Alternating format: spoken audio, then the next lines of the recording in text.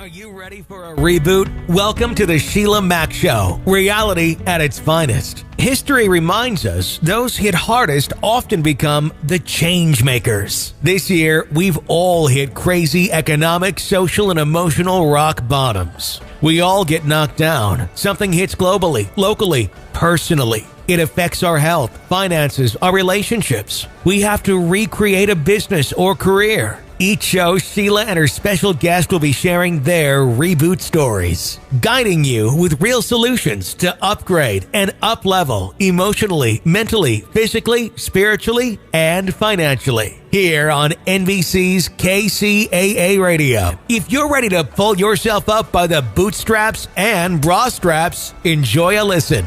Here's Sheila. Welcome to the Sheila Mack Show, reality at its finest. Here we have real people sharing real stories and actionable steps to help you reinvent, rebuild, and reboot your business and personal life on your terms. I'm Coach Sheila Mack, and today we have special guest Sandy Sembler.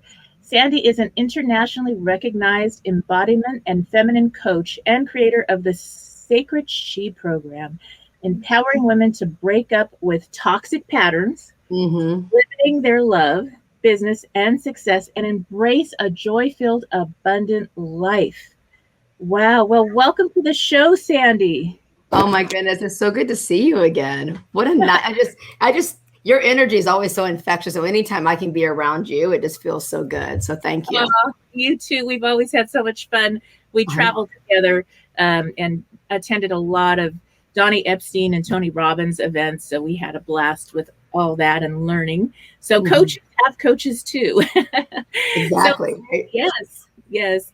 And one of the things I like to start with is this show actually was born from my new best-selling book, Bootstraps and Bra Straps, the formula to go from rock bottom back into action in any situation.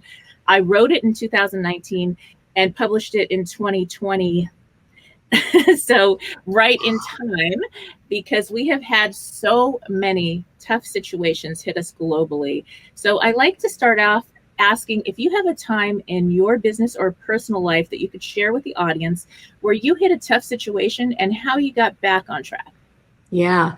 Wow. I'm glad you added the personal as well, because I actually have something that will overlap both of them, which is great. So there's been several in the life of an entrepreneur. I just turned 50. So there's many times that I've turned my everything upside down and then back again.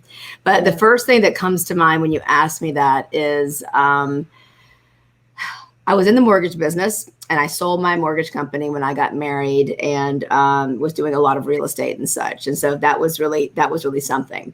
But what happened is that I actually, whenever I got a divorce, that was right in the middle of a recession. So there was no mortgage company to go back to really in that space, at least where I didn't want to. So I was in this big healing journey. I had left a very toxic relationship and I was in a space of healing.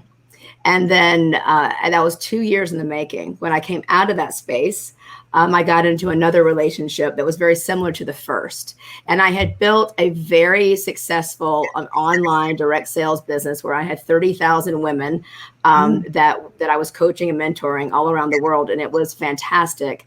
And I did it, really with a lot of grit, a lot of humility, grit and grace, I like to say, from the little girl from South Carolina, right?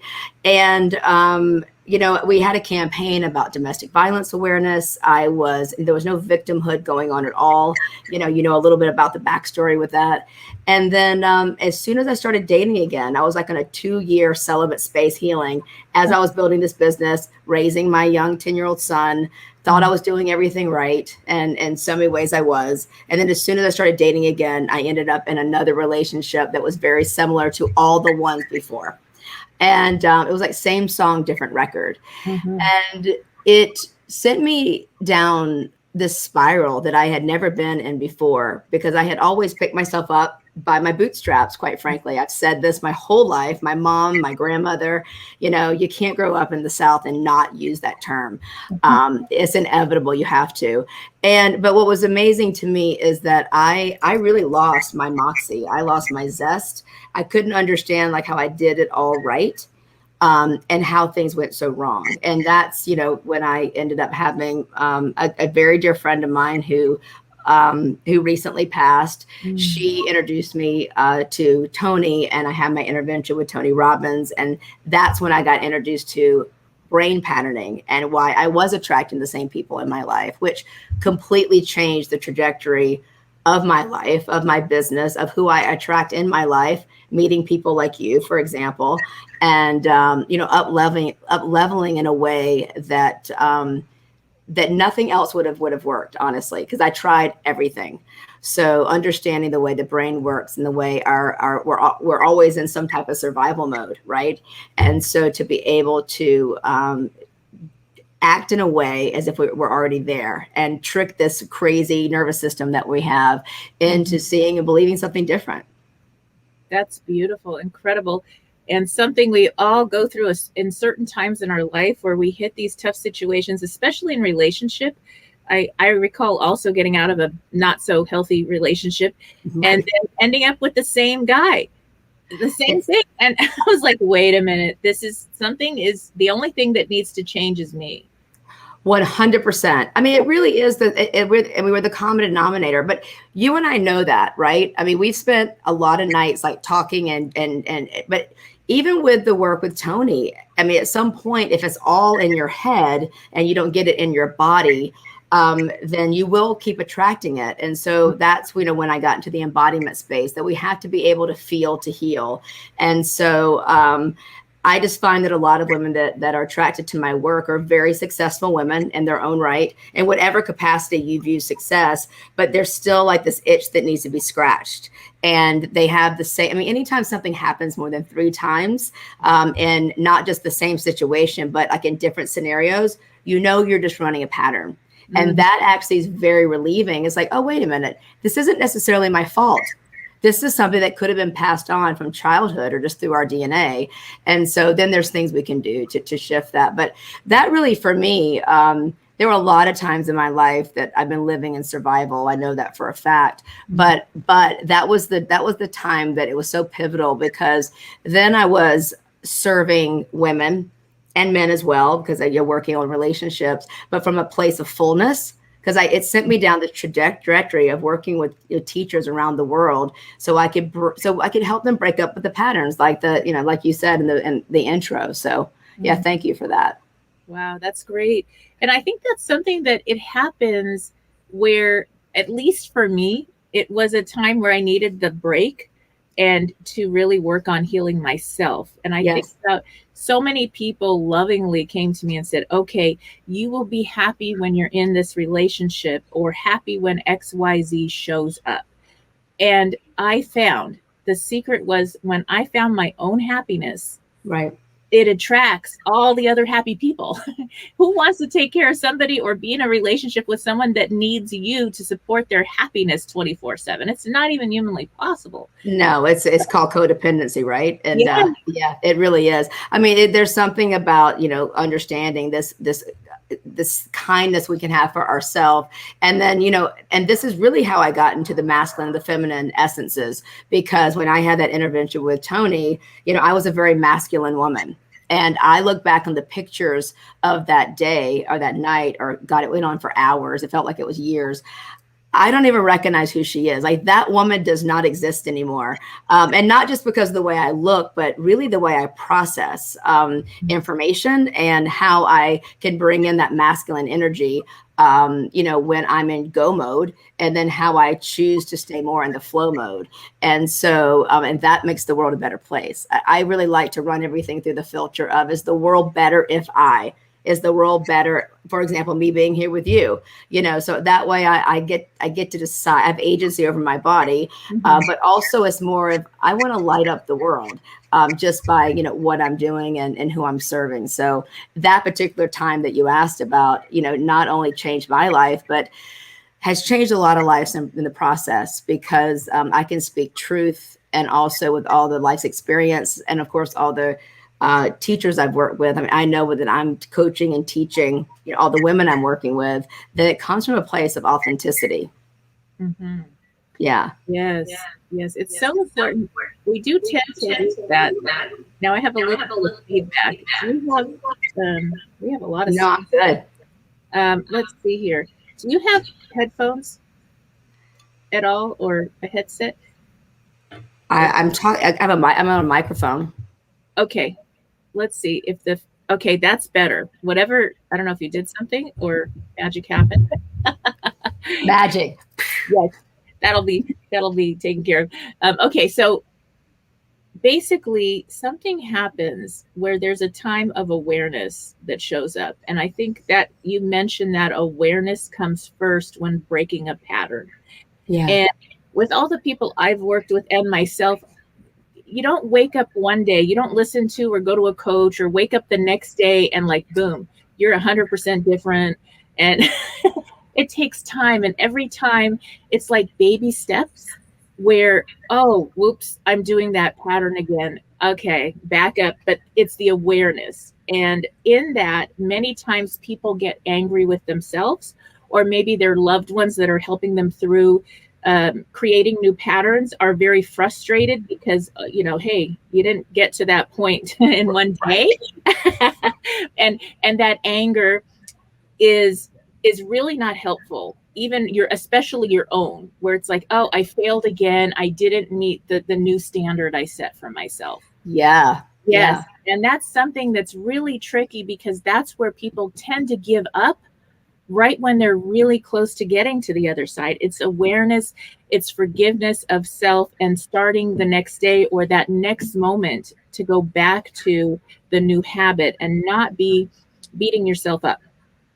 No, 100%. I mean, we like to call it AAA, which I learned from Dr. Epstein, right? You have the awareness and then you have the acknowledgement. When two people come together and then you can accept that. And, and I know for the audience here, accepting is not resignation. What it does, it actually allows your channels to open. So energetically you have more resources. Truthfully, as I had gone to the back, I'm home. Imagine that. I had gone to the back to like wash my hands and like do my hair a little bit. And something had come, my husband had said something to me. And we had a meeting today with our business coach and a couple things came up and I could feel like I call it whack-a-mole. Like when something from the past is like, oh, there it is. And I have really great tools on how to actually, move these things through me. I think, to your point, we can become aware, but it's the next step. What are we going to do? And what I like to teach, with my clients and programs is that what I've been taught is that you feel to heal.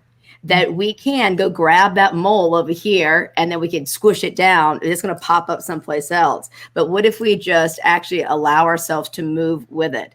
And in the feminine space, what I say is that the more nonlinear movement we can do, the more we clear our channels. And so, and then that's where we actually, instead of feeling guilt and shame wrong, although we know that's the lowest level of consciousness, but we also, it's going to pop up. And then the next minute, if we actually can just allow ourselves to move through it, there's going to be something else that's there. And I really believe that we can have two opposing emotions at the same time. And the sooner that we can actually make them okay, but we don't have to coddle them, right? Then I think there's something there. Yes, there's something incredibly healing about having space for the emotions. Yeah. As you know, I lost my son. Yes. December. And he had a heart condition. We found out in 5th grade, we almost lost him then. And so it was something that you always worry about, but you're like, go live your life, have a beautiful, fun, happy life. And, yes. And so when that happened, my daughter moved home with me and they were best friends, brother, sister, best friends. So it was so hard. And we did, therapy, grief counseling. We talked a lot. She's studying psychology. She's been through Chloe Madonna's training when she was very young. And so we were able to really go through the emotions. I mean, getting angry, yelling and crying. And we made space for that to heal, because if we didn't, we would start having physical ailments. We would start having things show up. Oh God, I got goosebumps all over my body. That is so, I lost my best friend in October, and I was pretty public about it, and showed the anger. I want to show women, and that it's okay to show their emotions. It made a lot of people uncomfortable for sure. I honor you so much, and actually, allowing your daughter to come in, number one, and y'all do that together and teach that, because that not only heals, what's happening here, but generations to come. I mean, that's so beautiful. I can only imagine. I only have one son, and that's Cameron. And I was feeling you, then, and I'm feeling you now. There's nothing, I can't even fathom that. So, yeah. And the feeling part, letting that feeling show up, really brought even my daughter and I to a more feminine space. Yeah. I can imagine. Yeah, we weren't in the survival, and it's such a beautiful process. It's such a beautiful thing to let that unfold. And so a lot of us are stuck in a masculine. I'm curious for you though. I'm going to ask you. May I ask you a question? Yes. Okay. If you had not, being from, and I live in Florida, which I don't really consider the South, but I work with women around the world. Like, I literally have 5 countries represented right now in one of my programs. It's fascinating to me how little experiencing emotions, grief, for example, or anger, or even like righteous jealousy in a way, because jealousy can actually be artful if your heart's open. Like, I believe everything actually is okay with your open heart. But I'm curious for you, because I can imagine that kind of grief you've never experienced before, losing your son. Was it natural for you, because you've done so much beautiful work, that was easy for you to embrace, to go there? Or did you go into hyper toxic masculine, just let's stay focused, let's put our head down, and let's not do anything because I don't want to feel it? I'm curious. Not at all. We felt everything, and I think I went into mother mode. I have 6 children total, so I adopted 3 of my own. And so with that, I had all the kids, and I did go into mother mode, mothering them, mothering myself, and then really living through the emotions and sharing with them. If I'm open with my children about what I'm going through, and we can talk about, hey, now you get to help me, and then tomorrow or in the middle of the night, you're going to come to my room and I'm going to help you. That's what it was with me opening and being surrendering to that. Yes. They were able to also surrender to that emotion. Well, you're such a great role model in that space. I didn't realize that you had adopted kids. I don't know if you know this, John and I, that's been a dream of mine since I was 12. So we actually just finished the home study process and all the things. So people think we're crazy because we're in our 50s now, and we want to bring this in. But this is a dream of mine, right? That's kind of like was my big do-over. So that's neat. I love that you gave the kids that ability. I mean, I actually would love for you to speak to some of my groups in this space, for them. Actually, they can listen to this, of course, because it is fascinating how much women especially judge their own emotions. And so, and don't want their kids to know. My parents divorced when I was 12, thinking that we didn't know what was going on, right? And by them not acknowledging what was happening, it actually forced my brother and I to live a lot older than we needed to be. So the freedom that you've given your 6 kids is, so huge. And I'm sure that he is, so your daughter, how is she doing now? She lost her best friend. I mean, we talk about it. There are days, there's holidays, there's things that show up that's like, okay, it hits us hard. Something will happen and we'll talk about it. And we'll be okay with experiencing that again, because grief doesn't end. You just have a different relationship with it, and a spiritual relationship with your loved one. And so with that, she's doing so well. She, imagine my son passes away, she loses her brother, and then COVID hit. And it was like, really, you've got to be kidding us. And so it was one thing after another. And she decided to go to school full time. She did online, the university online. So now she is graduating with 2 degrees and going for the PhD for psychology and getting licensing next and this and that. And so with that, she's still in college, but she's getting 2 degrees. And she also works part-time. And she actually works at a place that's a home for young teenage girls. It's a foster care placement agency for young teenage girls and their babies. So they're either pregnant or they have a baby. So my daughter gets to really be in the feminine too, with holding all these beautiful new babies and helping young girls that actually, she looks younger than some of them. She looks 16, even though she's like 25 now. But she's holding the babies, and she's also has to be really strict with the girls and this and that. So she's doing so well. And she talks with them about loss and grieving at times when something happens in their own life. And so she's living her work and really helping others. I think that's something, even in Tony Robbins' breakthrough programs, where the first thing he says to do is go help somebody else. You listen, you cannot feel sorry for yourself and serve at the same time. We just want to make sure that we're not serving so we don't feel. There's a big difference. Yeah. That's great. There's actually an organization here. It's called Alpha House, and there's same thing. And it is because grief does not always come at a loss from a death of a person like leaving the earth.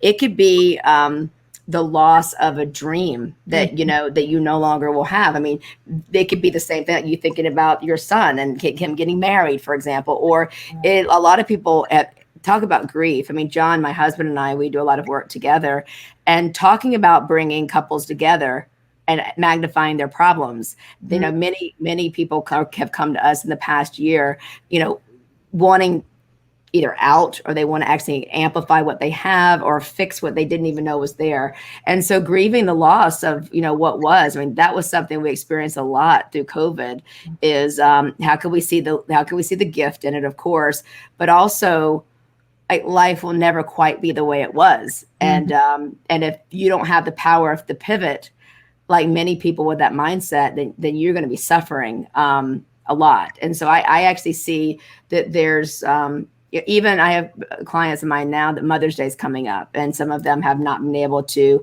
have a child. And, it's to be very sensitive to that as well, but also be able to move through it and not just coddle it. Do you know what I'm saying? Yeah. Interesting. That makes me think of when I first I've had one son, and I was told by multiple doctors that there's no way you could have another baby. Just impossible. So that's why we did foster to adopt. And I came through the foster care system as a young girl and emancipated at 15, this and that. So I wanted to give back anyway. We ended up with this sole contract of adopting these 3 beautiful children. Then I got pregnant. And I said, I thought this was impossible. This is 8 years later. 8 years. And I said, how is this happening? Then, I go back. And my last 2 are 14 months apart. I go back and I said, I don't know, there's something wrong. I'm gaining weight. I feel bloated. What's happening? And they said, well, you're pregnant again. I said, how's that possible? Did you make a mistake and leave one in there? There the doctors were laughing, and I was like, how is this? I was told it was impossible, but it was a soul contract, and it's something that happens that whether it's aligned that you adopt or help other children, if you're called to be with children, the more you can connect and hold babies and have children in your life, either it opens that you adopt or that you end up having your own child in one way or another through maybe a surrogate or whatever's needed.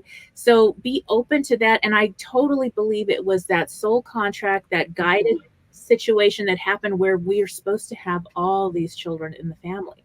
Incredible. Thank you for sharing that. So did I hear you were adopted? Did you say as a teenager? Is that what you said? Well, actually, I was homeless 10 to 13 and a half.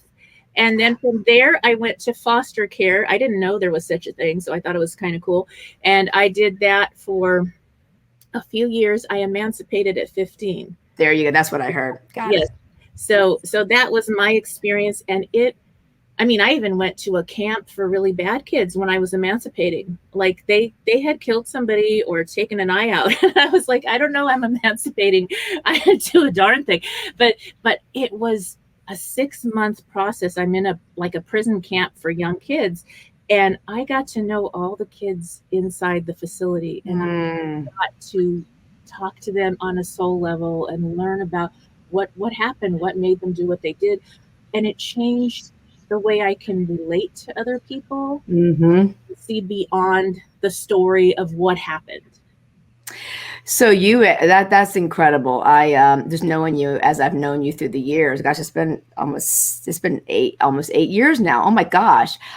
So thinking of that, and we volunteer with some different organizations and such in the foster system. It's just going through MAP classes, like the parent certification. I mean, I didn't even realize that was embodiment when I first got the certification years ago, where they actually had you act out, what it would be like for you to be a foster mom or, adopted mom. And then, you have something happen with this child, and it would allow you to get inside of, like, embody what it would feel like to be a parent to a child in this space. In other words, like they're testing you because they don't trust that your love's going to last. So they're testing you. And so what do you do? So they had us, what I call embodiment practice is what we do with our clients in a way. When a woman tests a man, for example, because she's not sure if he's going to stay, it's that same thing. And a lot of that can come from a place of insecurity or wounds, and then not. So you learned at such an early age. So it makes complete sense why that would happen. I didn't know that about you. That is really great. I may have to call you for some yeah. Some, I may have to call you for some information or some advice or just some love. Yeah. I actually have a heart to adopt older children. And so, and there's definitely a need for that. And so we shall see, to be revealed. Yes. It's when you're called to do it, it'll align, and you will find that the child that's meant to be in your life is going to show up, and they're going to be your teacher as much as you are theirs. And it's that beautiful, it's just an incredible situation, and it changes everybody's life. Yeah. In a good way. Yeah. Yes. Wow. That's it. For anybody listening in who's thinking about adopting or foster care, there are programs to get started where you can do respite care. And that's where you are doing part-time. You get approved to be a backup foster parent. So a lot of times the children aren't allowed to leave a state, and the foster family wants to vacation to see a relative or whatever. And so you'll be a respite care provider. And that's a good way to kind of get a feeling for what is this going to be like? And it's going to work for our family. That's one way. There's also mentorship. I still mentor at 2 different girls' homes. And that's something where I actually help with the emancipation and getting ready for job interviews and to get on their own when they never have been. Yeah. It's the little things that we take through Ready for Life here in St. Pete. I mean, it's fascinating, the things that we take for granted. Hearing that these are for kids that kids are now adults that have aged out of foster care. And it's kind of like that no man, like the misfit toy, so to speak, for Rudolph. I mean, you see these beautiful souls, and they are just, talk about grit and work ethic, and but talk about patterns, things like that, and these beliefs that have been passed down. So I love that we have that in common. Thank you for sharing that too. It's you're right. I mean, just if you feel called to work with children, there's 1,005 ways you can work, and millions ways you can work with children, and just, show up. And you're right. I've learned so much just from my desire to want to do this. And also, in my former marriage, I grieving that wasn't going to happen. He changed his mind. And I remember that grief of realizing that was over.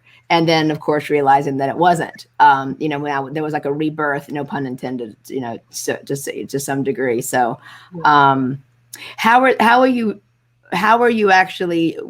it working now with COVID? Are you actually able, where you are you able to actually still go in to see the kids, go to the facility? Are you able to actually still be active? Yes, for some, but you have to test. And it just depends on your state and where you're at. So like my daughter, she just has to do a regular test, and they test all the girls in their home a lot more than they used to be. And it's a little bit more restricted right now, but it's still something. It's great to get started now, because just like you mentioned, there's lots of training that you have to do before you even get to have contact with the kids. And so I also do some online things with some that are in the home that I grew up in a little bit, was David and Margaret home in Laverne. And so with that's an all girls home. So I still kind of am involved with that a little bit. And it's just, they love to hear about somebody that has gone through the process and actually survived and got out the other side and have success. Yeah, it's interesting too. One of the things that we've brought to where we are is a theta healing to some of the people that are in the program. Because I don't know if you're familiar with theta. Are you familiar with theta healing? Yeah, I mean, that's been interesting to see, like, because some of these things, like I mentioned, you test on a core level, like anything spoken to you or over you since the moment you were conceived. You can imagine, as you really can imagine, not feeling wanted, or a genetic level, anything that's 7 generations back from the moment you were conceived, and then a history level, and then a soul level, because trauma can happen in the womb. I mean, it's just passed down sometimes. So that's it's beautiful to and it still amazes me in this process, meeting some of these kids, and just what they desire is something that has just been so basic and just kind of given to me through the years, something that's just like a stable home. So I actually started this process as a single woman, and I'm married now, and that was one of my, in order for me to, I would need, John didn't realize, he didn't know if he wanted to have more kids, and that was my, a few years ago, was, in order for me to continue to date you, or exclusively, this is my dream. And so that was something. We didn't see each other for a couple of weeks. He came back all prayed up, and we started that process. So you gotta hang tight to your dreams, right? Yes. And that's something to kind of discuss, is when dating and finding the right alignment. I mean, I think that for me, what I found is just being really honest helps so much, because you're going to waste your time and Right. if it's something that's really not aligned. And maybe you want to waste time for a while, and that's all good too. Yeah. Well, but no, to your point, I mean, you and I, you've always, thrown out some great zingers, in the dating world through the years. You would send me a message out of the blue, or I actually was looking at like a thread of ours, and I was like, oh, like always some good things, right? And I like to call it dating intentionally. I mean, I did something that I like to call a masculine cleanse, where I really, it wasn't just about being celibate for a certain amount of time. It really was looking at my relationship to the masculine, not only the masculine and the gender of a man, but also my own masculine, the masculine in you. And how's my relationship with all of that? And that was something, obviously, I've learned, through the years with teachers. And I didn't realize that, that manipulative part of us sometimes that will use our femininity to get ahead, or whatever that is. And I don't mean like the casting couch kind of a thing. I mean, but you know what I mean? I'm sure that's totally toxic feminine. But just that, are we getting a dopamine hit, when the guy at the mailbox smiled at us, or whatever it is? I mean, it's like this, to pay attention. Where are we getting our happy? Back to what you said in the beginning, where is our happy coming from? So for me, I was this masculine cleanse, for 90 days after I had done essentially a nervous system scrub, and with some of my teachers and my trainings. And then when I started dating again, I dated fully and full on. Like you said, I was totally honest. Like I mentioned, I was dating intentionally. I was practicing dating, and in the space of revealing, not only revealing like what I desire, but responsiveness, which would mean if I thought a man was a pig, I may wink at him, for example. Or if he says something that was kind of off color, I may say, ouch. Or if he said something that really lit me up, I would just be very responsive, which is, of course, us and our feminine, right? Mm-hmm. Which is, in a world where so many women are working and super successful, the last thing I found that a man wants, and this works on online dating too, is to be met with another masculine. I call it the redwood. So, here, there's so many of us that are on this screen like this, and we're sitting like this, and there's no polarity when we're both in redwood. So I have clients that, they are in whatever state they're in. I'm in Florida, and I know you and I have more, we're a little more free than some areas. But some people can't get out and about. I might expand your whatever online dating, whatever it is, and practice dating in the way that I'm suggesting. Like, really practice the way, how does your body feel in the way, is he sitting? Can you actually have a conversation where you're revealing? Watch how you're showing up. If adoption is something that I'd rather be alone than be with a man who is not for adoption, own that. I'd rather be alone than be with a man who doesn't have an entrepreneurial spirit. So I have a whole process that I like to take women through. So when they do show up, in this space, that they really know what matters to them. Because it does matter. It does matter. I have a funny story. Do we have time for me to tell you a funny story? Yeah. Oh, sure. Oh, We go good? ahead. So when John and when I was doing this whole dating thing, I actually was going to leave Florida. My son had gone off to college. I was empty nesting. And so I really wanted to move to Santa Monica. That was like where I wanted to go. That was what I was putting my house in the market, all going to happen. Anyway, long story short, Cameron had come home from college and him and his girlfriend had broken up and he was heartbroken. This was like 3 or 4 years ago. So I had never seen him heartbroken before. Single mom, only son. All of a sudden, the guilt hit me. If only I would have chosen better. If only I would have had a good role model for him. If only, like, woe is me, right? And I remember it was Christmas time, as I mentioned, and I was sitting in the corner of the den, and I could see my Christmas tree. All the lights were off. I was admiring the Christmas tree, and I was having a glass of wine, and we had gone to dinner. He had gone off with friends. And I had the music on and the song Mary Did You Know? Mary Did You Know, which is a Christmas song, which is so beautiful, one of my favorites. And I started laughing and I thought, who am I? I mean, no matter what your faith is, but if you believe that Mary was a virgin and she has this baby and, everybody in town thinks that she's all the things. And I'm laughing going, and here I am feeling sorry for myself. And I just felt like this really deep connection, like to Creator. I was like, wow, that's so huge, very humbling. And so I, in true fashion, to be very efficient, I thought, what an interesting, deep story. I had several men, 5 to be exact, who wanted to come see me for New Year's Eve or like, why don't you come here or whatever? And I didn't feel really into any of them. I was in practicing. So I sent a voice note, basically told the story I just told you, the voice note, and I sent it to all 5 of them. And the ones that actually were so into me, couldn't wait to see me, 3 of them have never had children. That was fascinating. Right. And then so there was John, my husband, who I actually did not want to be the one because he lived in Florida.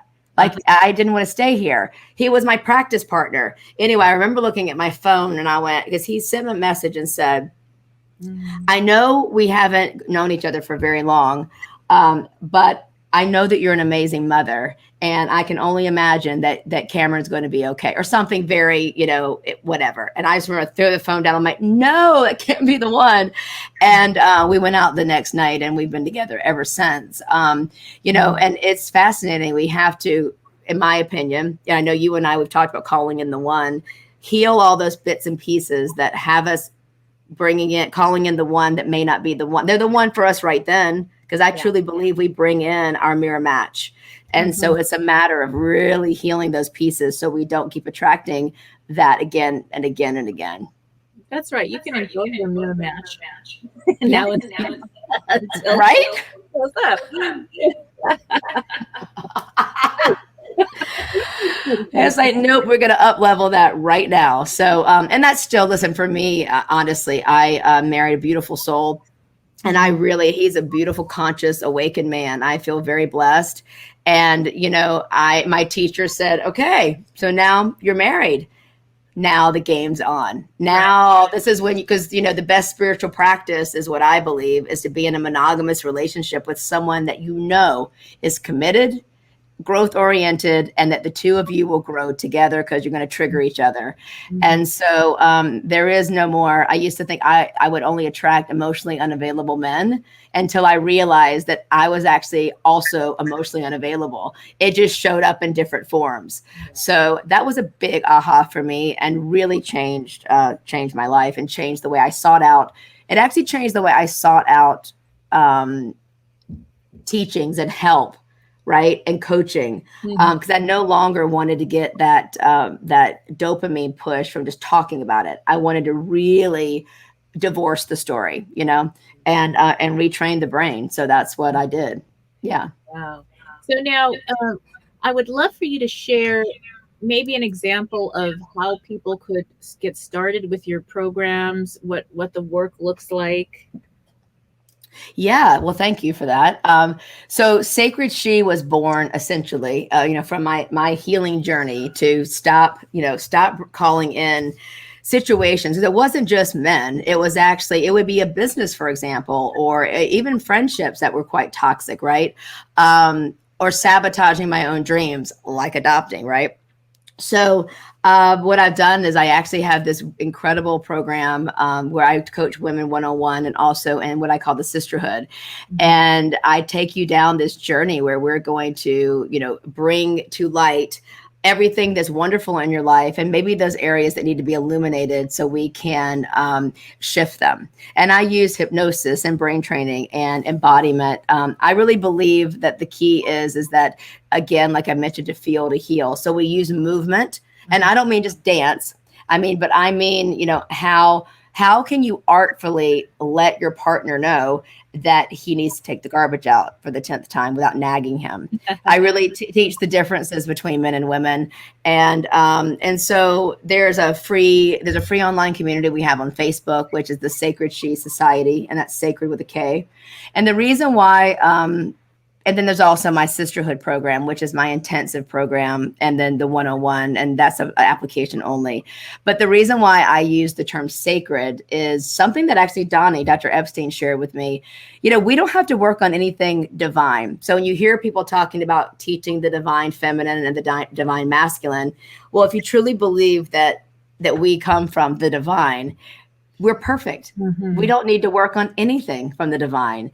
And I woke up in the middle of the night, a while back, a couple of years ago, and I thought, yeah, this is our agency. This is our free will. So how can we, in this moment, like I'm talking to you, in a very masculine way, sharing with you all the things, but also, you can't see me, but I've got, I have like my flowers here, and I have my candle on, and I'm touching my furry rug. And how can I bring in more feminine into my life?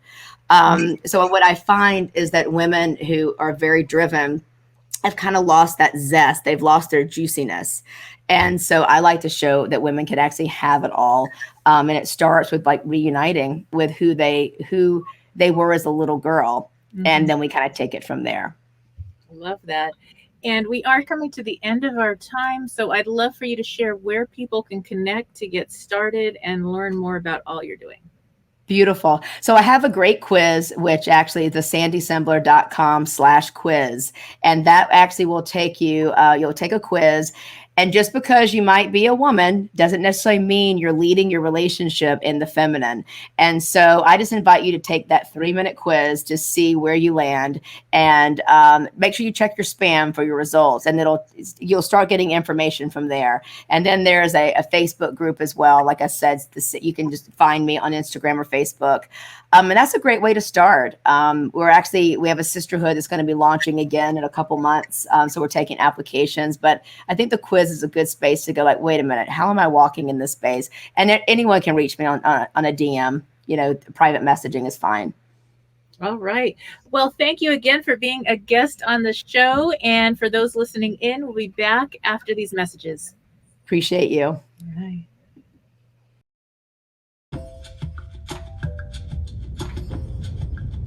Welcome to Dear Sheila, answering real questions with real solutions to help reboot your life. I keep attracting the wrong person. How to attract a healthy relationship. Dear Sheila, after years of struggling to finally get out of a very controlling and abusive relationship, I finally started dating again. The problem is that I keep dating the same type of man. The face changes, yet the characteristics remain the same. My friends always want to introduce me to this person or that, yet I tend to not be at all attracted to who they are sending my way. Then I find someone on my own, and it's Mr. Wrong all over again. My question is, what am I doing wrong, and how can I attract a healthy lover into my life? Signed, Lonely Heart. Dear Lonely Heart, this is definitely the time for rebooting and reinventing your relationship standards. Often in the case of love, when one attracts an unhealthy relationship, it has a lot to do with what they experienced as love from the past. The good news is that with self-love and awareness, the attraction begins to move toward healthy love and relationships overall. Let's run this situation through the Boots formula. Throughout life, one can find themselves facing a difficult situation that often catches them by surprise. Over the years, I saw the patterns in all the times I've had to reboot, and in how I've helped my friends and clients get through a hard time and quickly back into action. Ultimately, I came up with the Boots formula. The B in the Boots formula is for being. It is about who you are being and all you are doing and who you need to be during this situation. You are going to have to be authentic and create love standards based on your needs. Write out a perfect day where you have that new love. Who are you being in this vision? What type of activities do you do together and apart? How do you show up differently? Being honest about what you really want in a partner, not what society wants, your family, or friends. The first O in the Boots formula is for orientation. In order to get the outcomes you desire, you must be honest here. How often do you practice self-love? A healthy and healed individual attracts a healthy partner. Do you date people that you already know are not aligned? Where are you now with the other relationships in your life? Your friends, family, co-workers? Does your current peer group match your core values, essence, and vision? The next O in the Boot formula is for order of operations. Now that you know who you need to be and your orientation, you can decide in which order you must do things. Step away from any relationships that no longer feel right or aligned. Practice saying yes to what you love to do and no to invitations to events that do not fuel your soul. This is a practice for setting boundaries and a new standard to attract the healthy relationships you deserve and desire. In the long run, the order in which you do things is really going to drive your results. The T in the Boots formula is for thinking. This is where your mindset comes in. Stop waiting for a new relationship to show up before you are happier. Choose to live in a grateful and happy state now and in each step in the process. Be proud of yourself for stepping away from what was not aligned. And remember that a genuine smile is one of the most attractive things a person can wear. You will find as you choose your happiness now and express your truth and essence, the person who you are seeking will find you. You will also notice that you are no longer attracted to or attracting people that do not align. The S in the Boots formula is for stepping up. This is the part that puts all the pieces together, and now you step into action. The time is now for us to collectively work together to rebuild this year. My hope is that this video series and my new book, Bootstraps and Bra Straps, helps. In my book and on my website, I provide plenty of free resources for anyone dealing with a rock-bottom situation to reinvent and reboot their business and personal life. If you have a question for Dear Sheila, message me at www.sheilamac.com. As always, I wish you life, love, laughter, and light. And back by popular demand, I am offering the Bootstraps and Bra Straps book club for your group, your team, and this is a great way to get started going through the Boots formula to help you rebuild, reboot, and reinvent your business and personal life on your terms with a group of friends. The book club meets by phone one time per week, and we start a new session each month going through the book.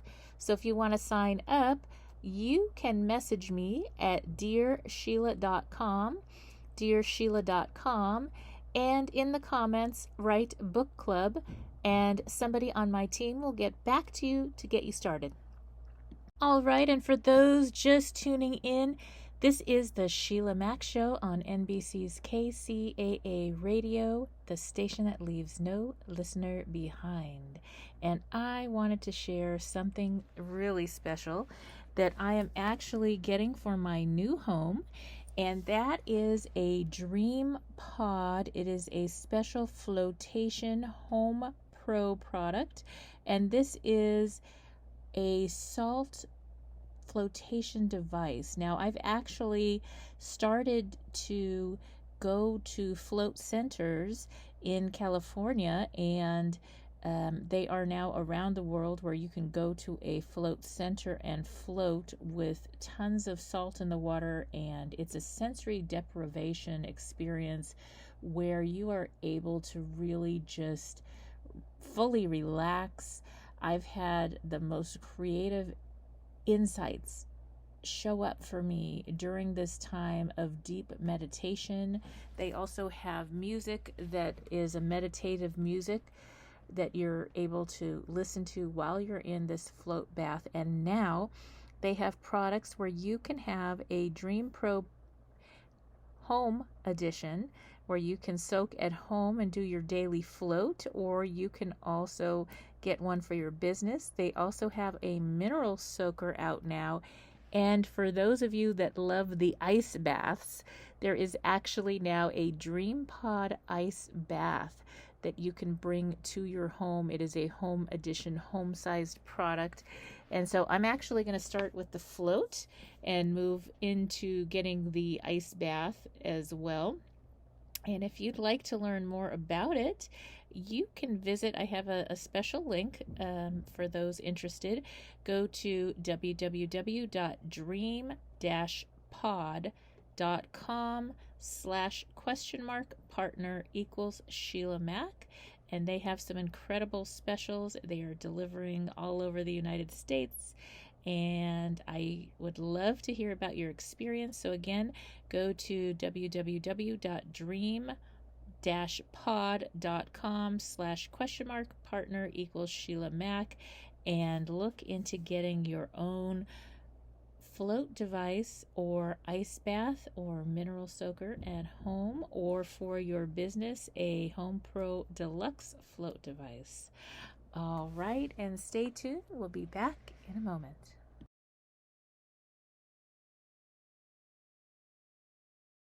All right, if you are just tuning in, this is Sheila Mack, host of NBC's Sheila Mack Show here on KCAA Radio, the station that leaves no listener behind.